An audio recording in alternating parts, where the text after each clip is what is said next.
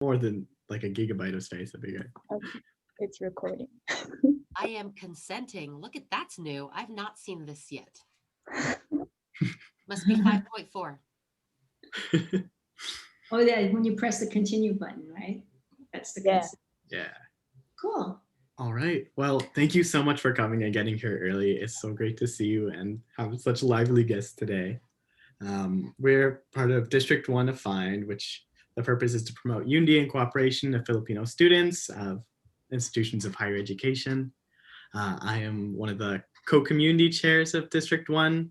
I come from electrical engineering and applied computational math science background, but right after I finished undergrad, I went into acting, theater, and live event production, and actually got to do a lot of musical theater work at Fifth Avenue and at the first Act 1 collaboration in Seattle.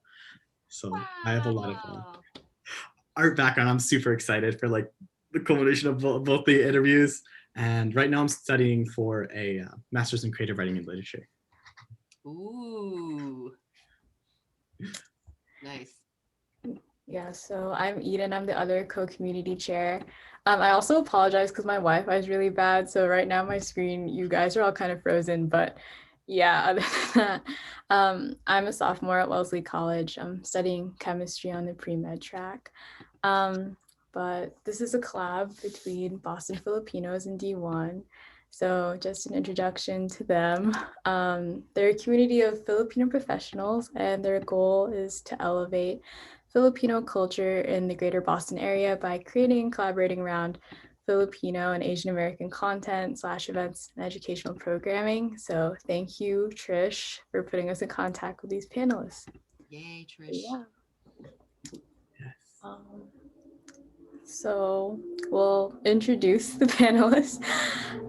So we have Michelle, who's a freelance theater artist, director, actor, producer, and recently became the new executive director at Creative Arts, a music, arts, and theater school in Reading, Massachusetts. And Michelle's also the vice president of the executive board at Stage Source and a board member at New Rep Theater Company.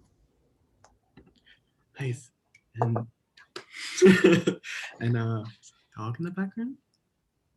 Oh, sorry, I got distracted. It looked like a little marshmallow. So Hortense, I believe, is a program director of anthropology, performance, and technology at University of California, San Diego, but recently was an artist in residence in the Arts and Culture Department at the Metropolitan Area Planning Council, MAPC, in Boston, which involved devising creative strategies to promote community cohesion and resilience through art. She also explores new ways of telling stories for stage and screen with her creative projects. Oy. So that, oh my gosh, when I was looking up like what you did, I was just like, my mind was blown because you do like anthropology and you do this like artists and residence and collaboration and a professorship. It's like, oh, it's so cool.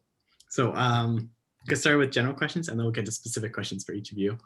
First question is about culture. So how connected do you feel, weak, medium, or strong, you can as much detail as you want, to your Filipino or Filipino American heritage, and how has that affected your career path? You want to go first? Sure, I'll go first. So I grew up in an era where the whole thing about being an immigrant in the US was to try to assimilate and to what I've learned is called performing respectability. And, our family didn't exactly deny that we were Filipino, but we didn't exactly wear it on our sleeves either. We were the only people of color in our community. I was the only person, my brother and I were the only people of color in our grade school and in my high school. And it wasn't a thing. Like no one like pointed it out like, oh, you're people of color. It just wasn't a thing. And so I grew up thinking that I was the same as everybody else, for better and for worse. Because the fact is, we were different. And to a certain extent, I think there was a kind of denial of the fact that, we were different, but it wasn't out of shame so much as just wanting to fit in. And,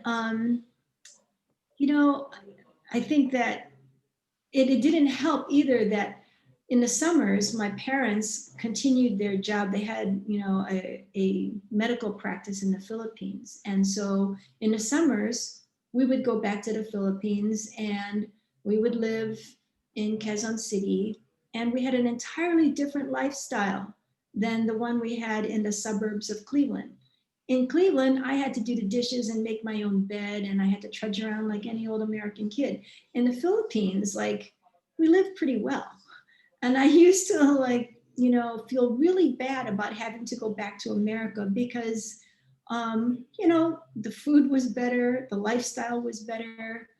I didn't have to, work as hard in the Philippines as I did being a suburban kid.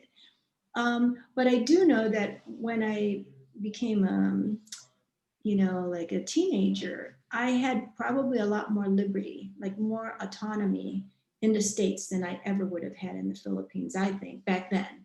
I mean, when I turned 16, I got a license. I was able to, drive my own car. Well, it was my brother's car, but anyway, I wouldn't have been allowed to do that in the Philippines.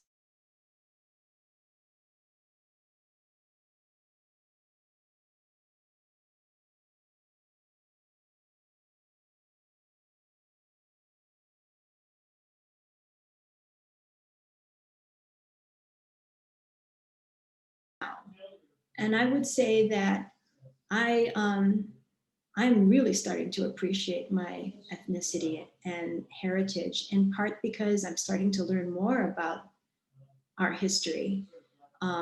It was never part of, my education. In fact, I can remember in fifth grade in America learning about Magellan and how, he was killed by the savages in the Philippines. And then that summer, going to the Philippines and learning about the hero Lapu-Lapu, who killed the, the imperialist Magellan. So I knew back then there was a dual history, but I didn't have the vocabulary and the framework to actually see that that's what it was. I was seeing alternate histories. And as it turned out, this going back and forth between American culture and Filipino culture every summer was a really good test ground for me, my future work as an anthropologist. Because for better or for worse, I never really felt at home in either environment. Not that I felt rejected in either environment, but I was never really fully part of either one.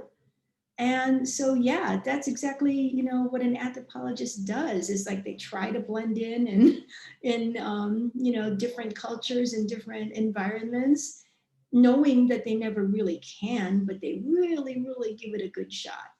And I think that's probably where I am right now, very aware of my situationality as both a Filipino and an American, and as an Asian American Pacific Islander. And I've made it a point to really identify as Asian Pacific Islander as opposed to Asian. And I'm starting to write more of my plays for Asian American, Pacific Islander casts. So I'm really trying to make an effort to incorporate my heritage, because I'm not assuming as a default, the white population the way that I used to. I think we all did. Like, if you don't specify, then of course they must be white. Now I'm really becoming more aware of that. And I think that answers the question. I didn't want to hog up all the time. Michelle, your turn. Fantastic. Thank you. Thank you. Hortense and I have so much in common because we're similar in age. I actually don't know how old you are. but Oh, my dear. but, but we make the same cultural references. We use the same language, like assimilation, because when we got here in the 70s, it was about assimilation. My background, though, I was born in Northern California, but my father, Filipino, was in the U.S. Air Force. So we moved around a lot. And we ended up back in the Philippines because that was his wish, was to be stationed back home. So he was stationed right outside of where he went to school, high school. I come from big Filipino families, pretty traditional, Catholic, conservative. Most of them are Republican. Sorry, everyone. But yeah, I grew up assimilating. I did not, in my view, growing up, I was not meant to be here because after Dad, he was going to retire in 4 years after we moved back here, and then we were going back, and I was so happy because I hated the States when I was little. Unfortunately, he passed away, and our mother decided to keep us here. So she raised us here, and of course, I assimilated. Grew up with a lot of Filipino pride, a lot of Filipino culture, because in Northern California, it's very diverse. Lots of Filipinos, lots of Asians in general, all the way from grade school, all the way to college. I was exposed to all types of people. Um, but there was also cultural confusion, sort of like shame. Our food or our customs are sort of tucked away when the white people came over, or white friends from the neighborhood. It was really bizarre. But Filipino pride, that side of it too, it's so conflicting. But everyone is sent to camp during the summer. We were sent to Camp Philippines, just like Hortense, except I didn't go to Manila. I went to Angeles City in Pampanga, where both my parents are from. So I speak fluent Kapampangan. I understand Tagalog, but it's funny. I was telling Hortense, my comprehension of Tagalog or Kapampangan is that of an 8-year-old because that's where it stopped. Plus, when you're raised strict Catholic, you're told, do not speak until spoken to, right? So all my Filipino are responses to adults. The rest of it's kind of broken Kapampangan English. And don't ask me to cite anything now because I wouldn't be able to put full sentences together, but put me in the middle of a bunch of Kapampangans and it comes back. It's so weird. But that of an 8-year-old. I've raised my daughter, who's 32. That's something Hortense and I have in common as well. We're single moms. We both have adult children. I raised my daughter with a lot of pride in being Filipino. She's mixed. She's also Portuguese. She's also Caucasian, Black, Hawaiian. So I try to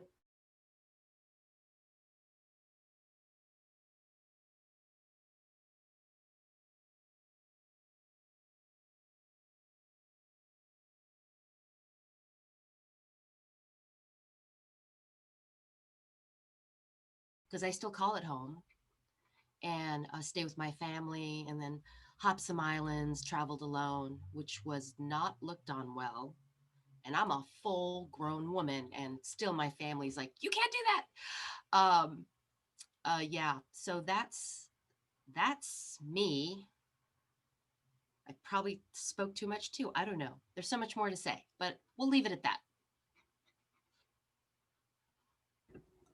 Thank you so much for your responses to that first question. Second question has to do with identity. So, outside of your Filipino heritage, what do you think is your most defining identity, and how has that shaped your career path? Me, should I go first? And either one, I don't mind. I identify as a theater artist very strongly now. As you know, kids, our parents don't look good on that, right? They don't look well on theater, do they? My mom passed away a year ago, but she passed away giving me all her blessing. Finally, took a long, long time, but she accepted that this is what I do. But I did what a lot of Filipinos do first before they do theater. Joshua, you do the stuff that makes them happy first, and then you go do what you want.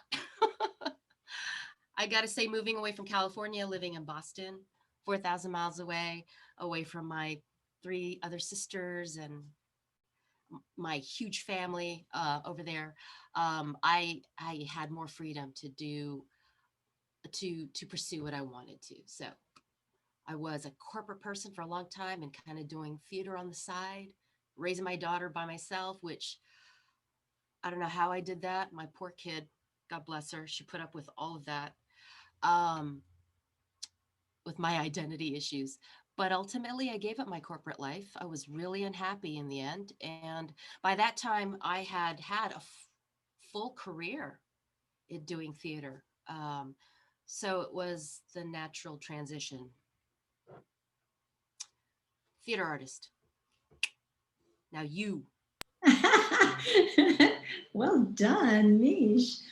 You know, there is a study by a sociologist, I think she's a sociologist named Gillian Armstrong, in which she posited this notion that females are at their strongest, or they have the strongest sense of self when, you know, we are 11 years old. So how do I identify? When I'm feeling great and I'm in a good mood, I'm my 11-year-old nerdy geek self who, you know, likes to read, is a tomboy, just would go out and just like ride bikes and play basketball, and is just really curious about everything. So I identify as a nerdy, geeky 11-year-old when I'm in a good mood. A theater artist too. Sad but true.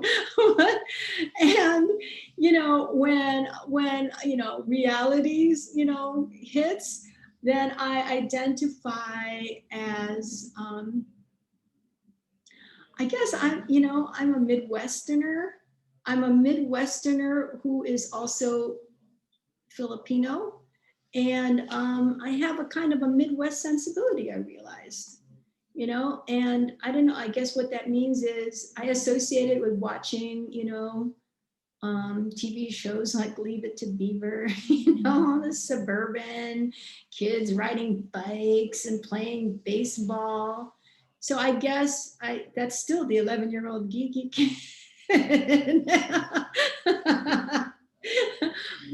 And I guess that would come as a surprise, you know, for people who know like what I do now. But, you know, to a certain extent, like we are who we are at a very early age.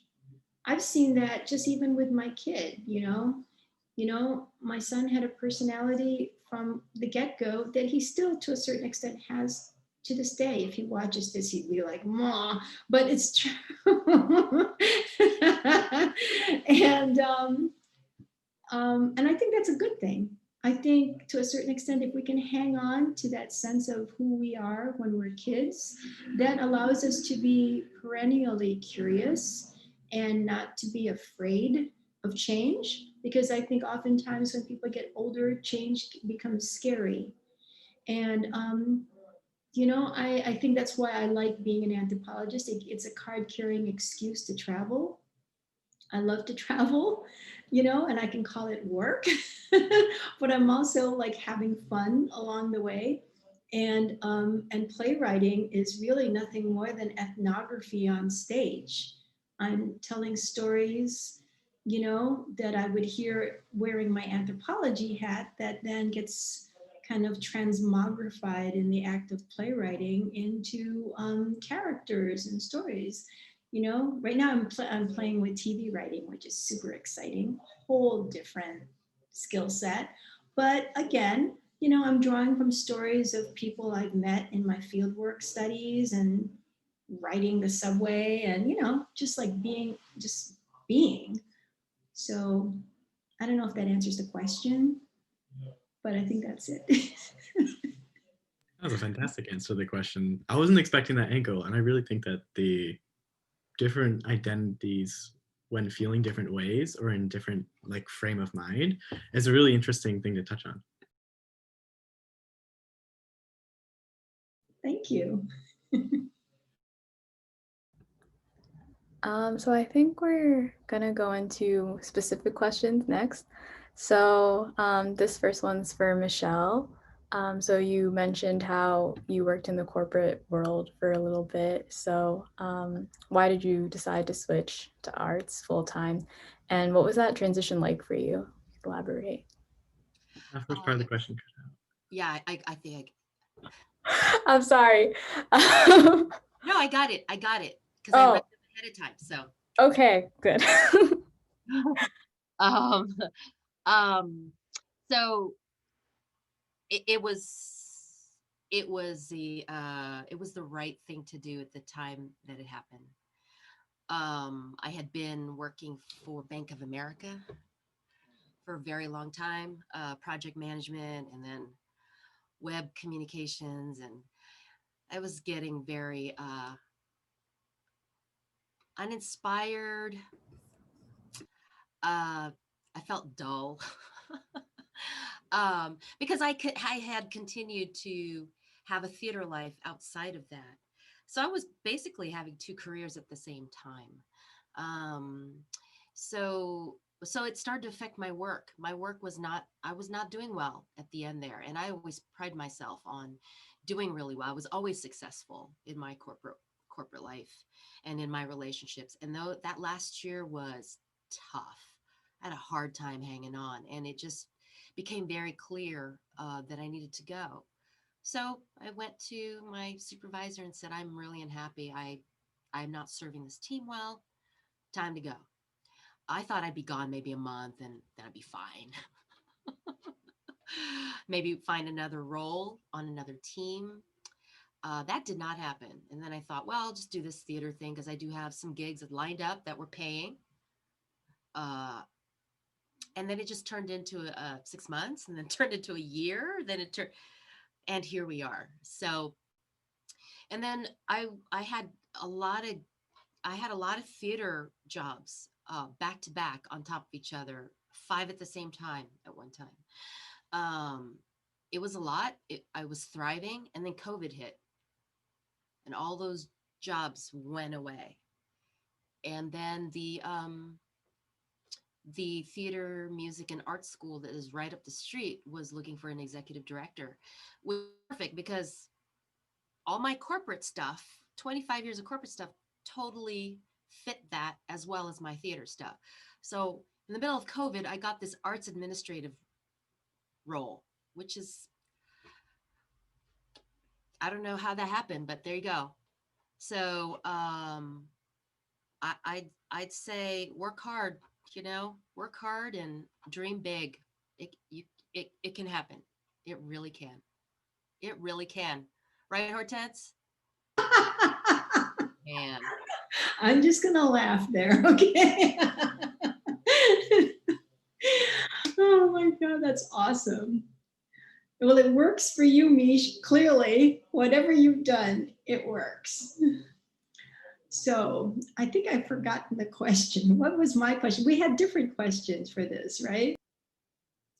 Yes. Eden, do you have one more for? Oh yeah, I had one more for Michelle. So out of all of the theater productions that you've directed or took part in, which one has been your favorite and why? Yeah. I saw that question. I was like, oh, that's so unfair. Maybe I'll have by the time they ask me. It's not the same thing. This is probably terrible, but it's like Sophie's Choice. I can't pick. Like it's because whatever I'm working on, that's my favorite because I get so into it. And Hortense knows because I've directed some of her stuff. I get so into how to tell the story, the specifics, the details. I've worked on a lot of plays. The ones that stick out the most are the ones where I've brought a bunch of collaborators together, right? That's the design team, that's the production team, that's the actors, obviously, stage manager. And if we've become a family out of it, usually because I've fed them, because I'm a chef too. We bond. If we've bonded, to me, that's successful. And that has happened on almost every single play I've worked on in 25 years here in Boston. So I can't, if I have friends listening, they'll be like, you didn't say our play. I can't do it. Wow, I definitely. But Oh, I definitely relate to the corporate slash theater life too. Because for a while I was doing 3 to 4 part-time jobs at the same time, just trying to get like the art stuff to work while being able to be a presentable person in the family who'd already done things. Yeah. Um, so we got some specific questions for Hortense now. You said you had a presentation available, which is fantastic. Um, did you want to pull that up? Sure. So, but I had two, depending on which question you asked me. So, you want Oh, okay. to So the specific? way we're doing this is going to ask 2 specific questions, which would be number 1 and 4 that we sent you to start, and then we're Okay. going to swap over, and then we're going to swap back to you. Okay. Wait a minute. Um, So wait, Hortense has presentations? You have presentations? Of I, course you do. I It's only because like I'm really like pictures speak 1,000 words, and I thought the pictures would be funnier than me talking. Hortense, see, that's the geek right there. She's awesome. She's call her my little underachiever. No, I thought it was funny. I just thought, you don't want to hear me blah, blah, blah. So I'm just going to show you some funny pictures. Okay. So, Okay. Joshua, did So you first would be, go ahead. Did you? so first would be, would you tell us a bit about your occupations, both what your responsibilities are and how you view them yourself in the occupations?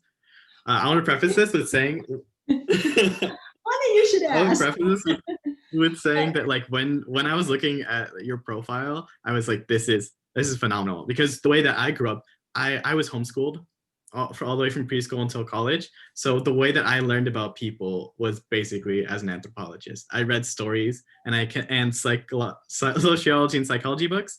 I learned about people as theories, and then stories connect that for me. So hearing about your connections between anthropology and stories, I think is fascinating. Well, thank you. I put together this little mini presentation for a couple of reasons. One, I'm new at my job here at UCSD. I literally began September 28th. And so a lot of what I've been doing is introducing myself and, what I do, what I've done, and what I did to get here. So, I just sort of excerpted a little bit of what I've been telling a lot of the faculty here at UCSD. So it was already made and done.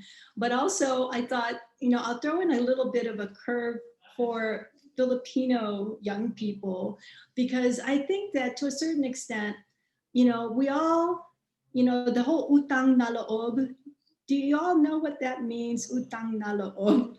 For those who like me are not really Tagalog speakers, I only know this saying like as a meme. Utang na loob is a debt from within. So you feel like you got to do what your elders tell you and your parents tell you because you owe them so much, like you owe them your life. And so if your mom and dad tell you you got to be, a doctor or a lawyer or whatever is their dream, you sort of feel like you got to do it. So I would say that the earlier part of my career was very much predicated on this like utang na loob. I got to do what my parents want me to do to be proud of me, but like what they wanted me to do was not like talking to me. I mean, I love that they're both doctors. My whole family are doctors. I have great and utter respect for that. But for me, like it wasn't working. Like it's bad to be a doctor if you don't like to be in a hospital, right? So this was a sign. This was a sign to me that maybe I shouldn't be there. So maybe this is a good way to start. What do I do? I'm going to just share a little bit of my screen, and I will tell you a little bit about me. So this is what I have to start with. You guys can all see that, right? All right. So here, I'll move you guys down here so that you're down here. And so that's me.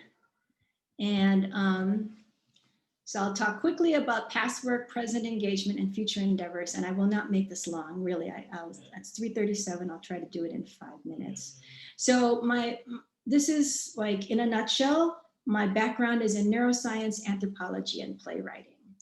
So how did that happen? Well, my parents really wanted me to be a doctor. And I thought, well, what if I'm just a scientist? Like, won't a scientist be good enough? And they were like, you're not going to be a doctor. How much money are you going to make? I really wanted to do marine biology. And so I ended up being a neuroscientist at the Marine Biological Laboratory. I loved being near the water. I loved that, I was working with marine animals, and in the particular research projects I didn't have to kill any animals. Like I was just studying their nerves, but they would like grow back the parts that I studied. So I just felt like I could do research that I felt good about. Right? And it was neuroscience. We were studying neural regeneration. It was all good. The thing is that, I'd go to meetings, I'd be like sitting at my microscope all day. That was my little rig. That was part of a documentary film that the Marine Biological Laboratory tried to make about people of color at the MBL, circa 1988. And I'm going to tell you, have you ever seen that documentary? No, no one has, because all they had were 4 people. And those 4 people were, 1, Shinya Inoue, who was a world-class, Japanese visual microscopist who should have gotten the Nobel Prize.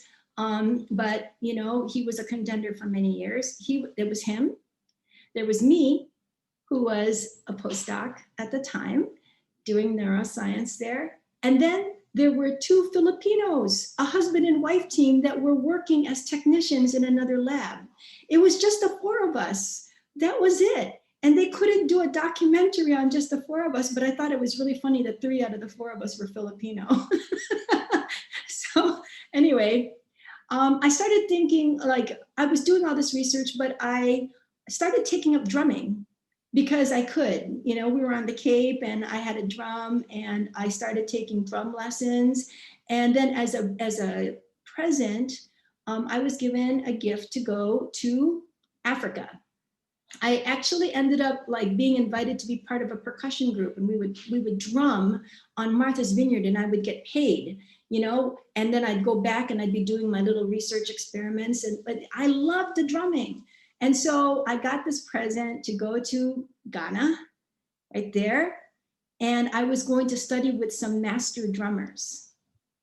And here it is, like it's even bigger here. Whoops. So when I was there, I was in the town of Accra, and I stayed at the university, and I met the master drummers, and they started telling me about how they would communicate with drums. And I thought, how did you do that? And they said, well, we just do. And I thought that was really cool, but I wanted to understand why. I was a neuroscientist, for heaven's sake. I wanted to know. So I went to the linguistics department at BU, and they said, we don't know, that's pretty interesting. Why don't you go to the anthropology department? I didn't even know what anthropology was.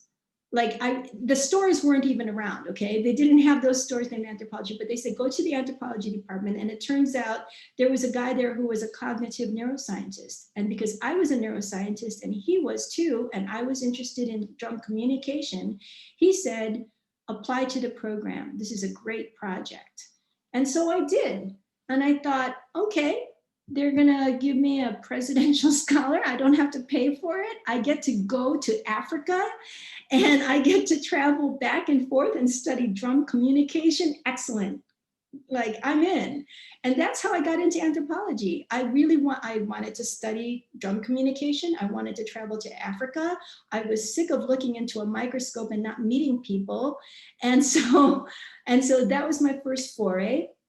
And after I did my master's, I decided, well, I really like this, but I can't go back to Africa. And so I took a job while I was figuring out what to do as the head of a dance organization, the Dance Complex. And during that time, I decided, like, I watched all these dance companies and they were fighting one another, like warring tribal groups, like what I read about in Africa. And so I couldn't get back to Africa because I was a single mom, but I proposed to the university professors program at BU that I would study dance organizations as though they were warring tribal groups to figure out how they would survive. This was some of the stuff I discovered as a drum communications person. And I ended up writing my dissertation on survivability, strategies for survival of performing arts organizations, by studying 3 dance companies for 18 months. And they invited me to be on the board. And I said, I will do it, but I'm going to be studying you as an anthropologist. And they said, yes. And I came up with this working model of predictability for how nonprofit organizations would survive based on game theory. And it was like 100% predictive, unfortunately, because I predicted like one of those companies was going to die within 5 years. And I was right. And I predicted another was going to last 3 years and another was going to be 5 years or longer. And like the model was right. You know, I tried to tell them, like, you got to stop doing that, or you got to try this. But, you know, the one that lasted did. The ones that didn't, did not. So end of story. Anyway, while I was doing all that, I will admit that I was doing playwriting as a way to avoid doing homework. You see, because I was really not a good student. I was not. If I had a test, all of a sudden, like I had to write a play and, or I had to scrub the tub. And so this is how I started playwriting, as a way to procrastinate doing my anthropology homework. And I wrote a play, I submitted it into the Boston Theater Marathon, and it got accepted. I was like beginner's luck. It was total beginner's luck. And then that same one got nominated for the Heidemann Award, because as it turned out, I was writing about the genocide in Rwanda, which was happening at that time. So I was writing about it from an anthropologist's lens. And because of that, I got invited to participate in the Kennedy Center. I misspelled playwright, but that got me into the Kennedy Center Playwright Intensive. Sorry. And then that got me into the Banff Center. Like, it sort of snowballed. Like, you know, you get your foot in the door and then people invite you. It was pure luck, pure incredible luck and good timing.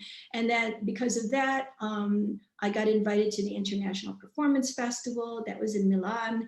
And because of that, I got invited to participate in the Venice Biennale. It's just as simple as that. It's not magic. It was like a gob-stopping amount of luck and being at the right place at the right time. And I will say, like, just doing what was fun to me. Like, I was doing what, you know, stuff that was fun for me. If something wasn't fun, I didn't want to do it. So I wouldn't do it. But when I would do something that was fun, like, my heart would go into it. And I think that kind of comes through, you know, in your work.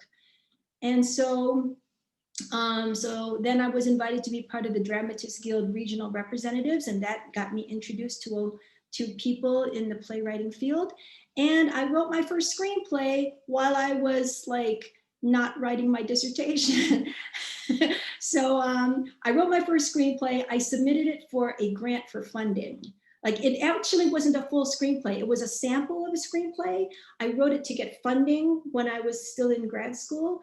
I did not get that grant, but it turns out one of the readers was a producer. And after they rejected me and said, sorry, you don't get the money, months later, I heard from one of the reviewers who said, by the way, you wrote something about, you know, piano players. Can we see the rest? And I said, yes, but I need a month. And so I had to finish my dissertation. And as soon as I was done with the dissertation, I wrote the screenplay in a month. They optioned it, and then they bought it, and then it was made into a film 4 years later. Okay, so like I sold it, I needed the money, they bought it, they tore it up. I mean, what you see on film is nothing like my screenplay, but they paid me. It got me through when I was in grad school as a single mom, and I ended up selling more screenplays because they pay you good money. And only one of them got made into a film, but the other 2 were options. And that got me through until I landed my first teaching job. So, okay.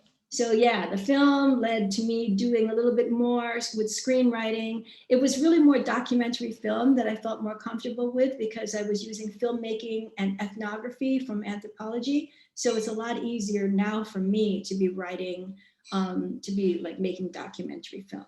So this year I did some work on climate change. I did a study on the opioid epidemic, A Mother's Reckoning. These two are in the film festival circuit right now. This one is a bunch of dancers that were commissioned from the Metropolitan Area Planning Council when I was an artist in residence.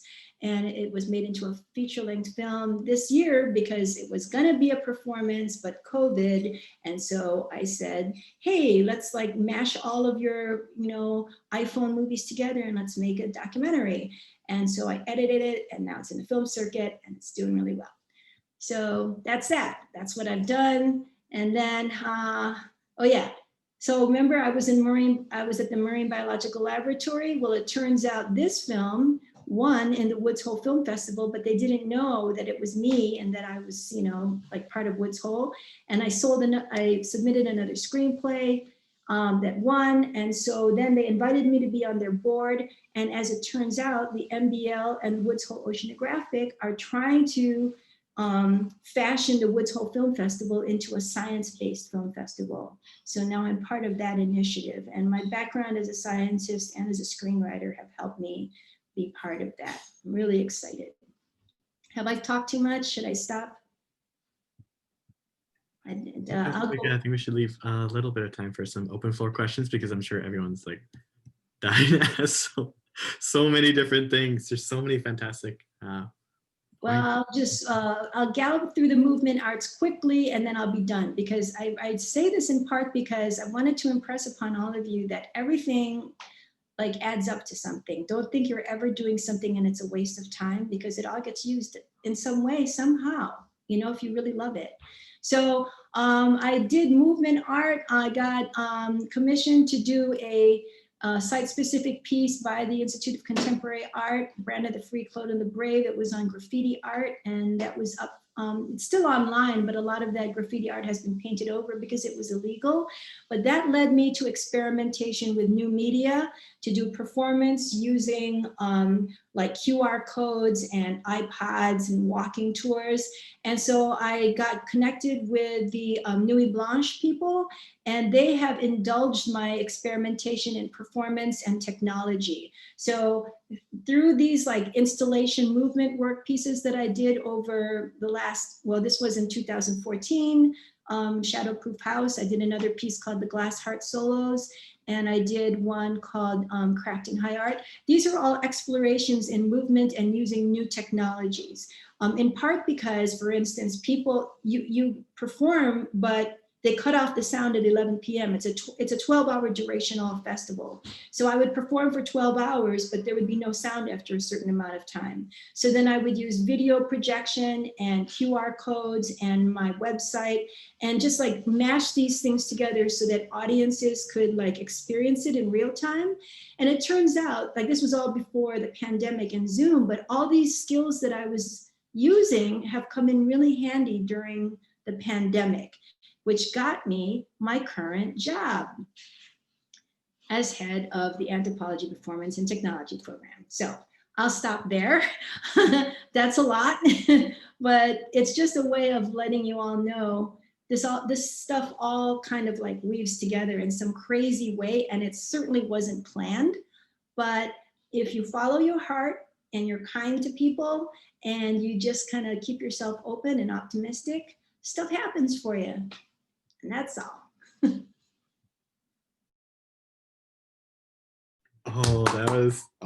I love that. That was so good. I love the way that you wove through your path and showed the progression of different, like,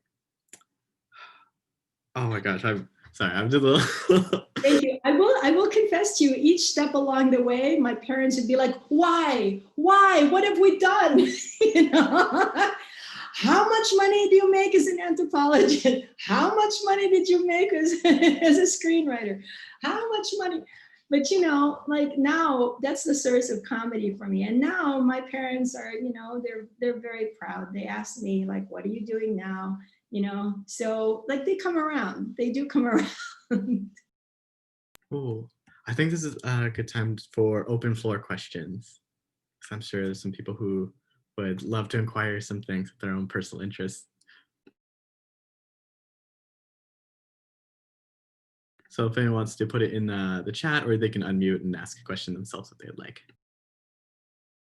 Yeah, I'm kind of curious on, for like the both of you, what was kind of the timeline of how you were able to do all of these things like throughout your life? I feel like it's just a lot, like so much.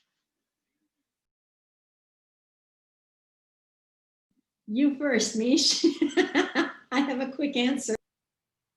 Man, well, it was a long time. But I have to say, like what Hortense was saying is, be open.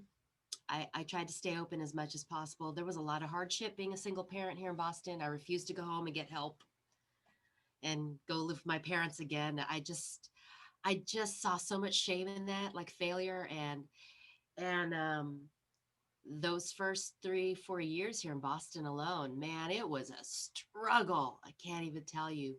But you know what? I left myself open. I tried to be as optimistic as possible.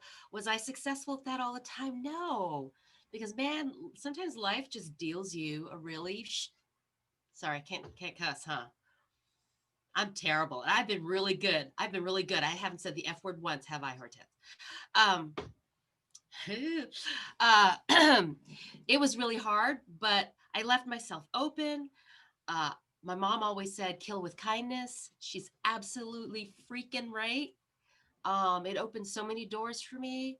There was always kind strangers. You put kindness out in the world, it comes back to you somehow. And then pretty much, I'm not going to go into the details of what I went through, but 20 years later, I feel so lucky.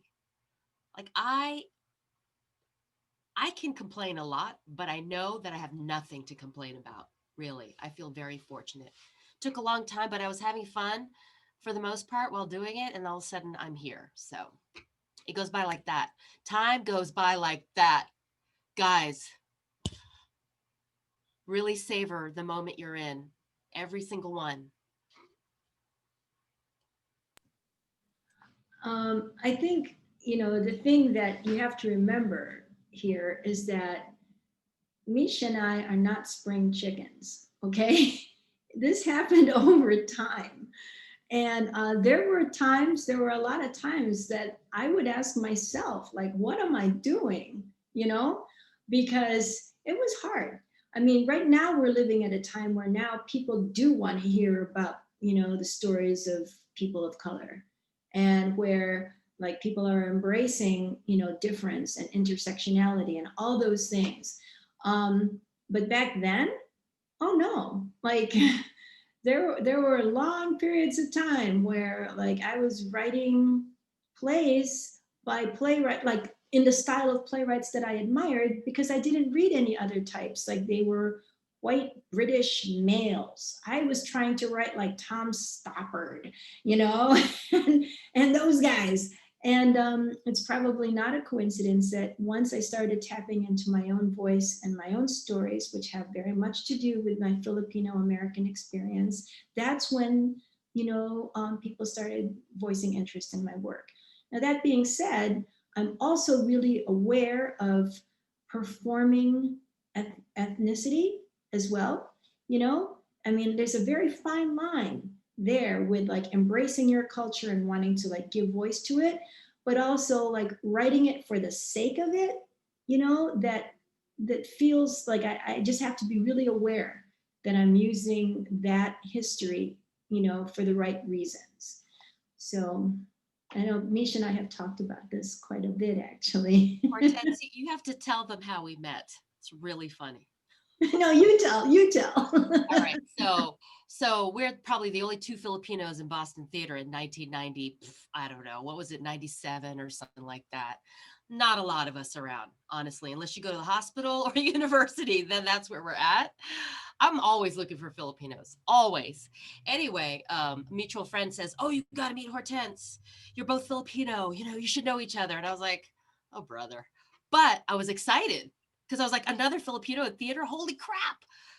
And I have a glass of wine, she has a glass of wine, and somebody introduces us in the lobby after her show. And she had just, something she wrote was just performed, and I was excited to meet her. And I was like, so do you ever write for like Filipinos? And she was like, no.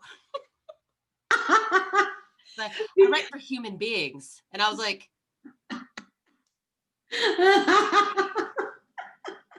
and scene. That was it. I know. And partly it's because it's like I did not know any Filipino actors. Like I just felt like if I was writing for Filipinos, my plays were just never going to get produced. Yes. You know, that was part of the reality at that time. And I mean, that's even true just 2 years ago. You know, I was in a fellowship and I had a play that was performed in New Hampshire. And they were going to cast everyone. And mine was specifically about being a Filipino teenager. You know, we even talk about skin color and all that. And they cast like, you know, not people of color, let's say. And when I asked about it, I said, you know, it's kind of silly when you got a blonde-haired, blue-eyed actor saying, "Oh, mama, I'm so dark." Like, can you not find another actor? And they said, and this is a quote, "There are no people of color in New Hampshire."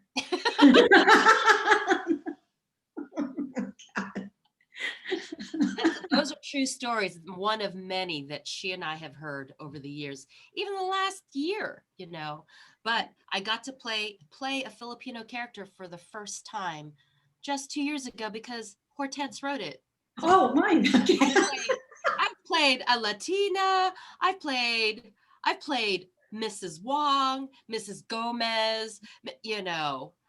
I've played Japanese American. I've never played a Filipino. The first time I played a Filipino was because something Hortense wrote. So Yay! Well, hopefully someone picks up the TV pilot because I'm gonna pitch it to the BBC, and I want a Filipino to play it. So cool. We actually have one more question from Mavis, and then we'll have closing remarks. Hi, it's good to see you, Michelle. I know we spoke earlier this summer. And thank you also, Hortense, for coming to speak with us. My question is, what's something that you'd like to see from kind of the next generation of like up and coming Filipinx artists? You want me to go first, Meesh? Okay. Oh gosh. Well, I'm really excited by how much interest there is in Filipino culture right now. You know, the Disney animation that's coming out now. It's all about starring. I believe she's Filipino, right? Star, yeah, protagonist Mahalo, and I just feel like there's a lot more interest in being Filipino and the particular issues of being Filipino American. There is something about, you know, having that familial tradition, you know, in your background, but also being surrounded by, you know, non-Filipino culture around you. And just the different ways that American life is filtered through the eyes of Filipino Americans, I think are rich areas, you know, of investigation. So to really embrace your background and your family, be proud, and to speak out because, you know, there's a very, shall we say, a problematic history between Filipinos and Americans that I think has really never been part of the, you know, for shaming purposes, but I think anytime you shine light on these things, like, you know, the great Reverend Martin Luther King said, you know, you've got to shine light on these things in order to cleanse these things. So yeah, to embrace our history and be proud. Meesh, on to you. we're like the aunties. The aunties. I feel like that the world as it is right now is much more titas, yes, is more open and accepting of our culture. I think it's been there in and out over the years, but it's definitely more prominent than I have ever seen it. I mean that Disney advertisement is all Filipino. Do you know how many times I watched that and cried because I couldn't believe it. I couldn't believe it. But for you, you're going to be like, oh yeah, yeah, that's, you know, that's how we roll. I mean, that's, we're going to see that, right? It's, but for our generation, it's like, wow, we finally freaking arrived. Um, so what I'm really happy for your generation is that there's an awareness that we're here. We've been here. I couldn't believe it. You know, there's hardly anything in our history books when we were in school. It wasn't until I went to college and took Filipino American Studies, ethnic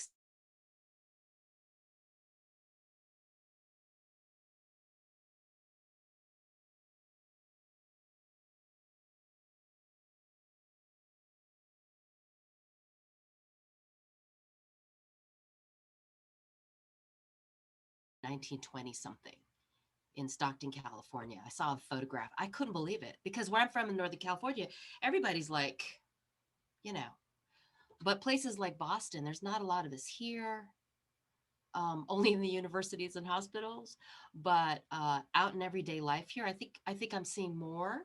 But definitely, I'm really happy for you guys that you're there's more of us. There's more of awareness of us, and keep that awareness of us. And I'm seeing it a lot more in theater too, which is really great. Um, there's a playwright besides Hortense. Um, Her name is Sarah Porcalob. She's from Seattle. She's come to ART. She's amazing and so freaking funny, guys. She's so funny. Um, ART is producing something that she's doing online really soon here. Go see it. She talks about culture. Her comedy and her monologues is generational. She's closer to your age than she is to ours. There you go, Dragon series. She's doing Baby Dragon Part 3. I'm endorsing Sarah Porcolo. Anyway, happy for you guys again that there's more of our culture out there for you to be part of, and you're not going to be surprised by it because it's going to be a regular, normal thing, hopefully. Thank you so much. It's cool that you mentioned the Seattle scene because when I was working at the theaters there, there's like a group of 3 or 4 Filipinos who are just so close and still work on plays together and are like really pushing forward Filipino representation. Amazing theater in Seattle. Yeah, amazing. So is there anywhere that we can reach you, learn more about you and your works? Wow, that's tough because I gave up social media recently because of the social dilemma. But I thought, okay, if Biden gets voted in, I'll go back to Facebook. So Facebook, you can find me at Facebook. I guess I'll go back to Instagram, Twitter, even TikTok, maybe. Nice. And is there one last message that you'd like to leave us with today, especially the people who are maybe unsure about their artistic or creative sides and we're maybe stepping into that? Ooh, I have so much to say, but you go ahead. Sure. It's short but sweet. You know, follow your passion. Be kind. Be patient, and be forgiving, not only of other people but mostly of yourself. And that's all I have. That's really great. I would add to that that as brown people in some of these circles, right, with other people of color or with white or with black, don't shy away from speaking up. I find that that happens a lot lately because that's what we're used to doing. Try to fight that if you can. Be transparent, even if it's like you speak up and you don't put 2 sentences together well at first. Just keep going. I know that's been part of my fear and overcoming that. But I see that it seems to be a thing when I'm in uh, group discussions. Don't shy away. You have a point of view that's important. Thank you so much. So much what you said resonated with me, and I'm so proud to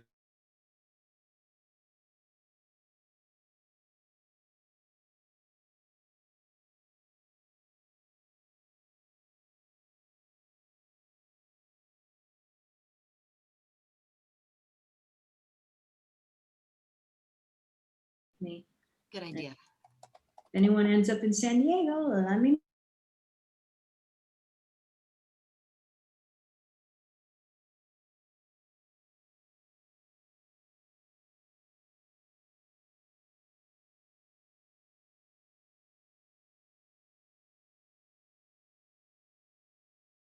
Be safe. Yeah, be safe, everyone. Happy Thanksgiving. Happy Thanksgiving. Bye. Mabuhay.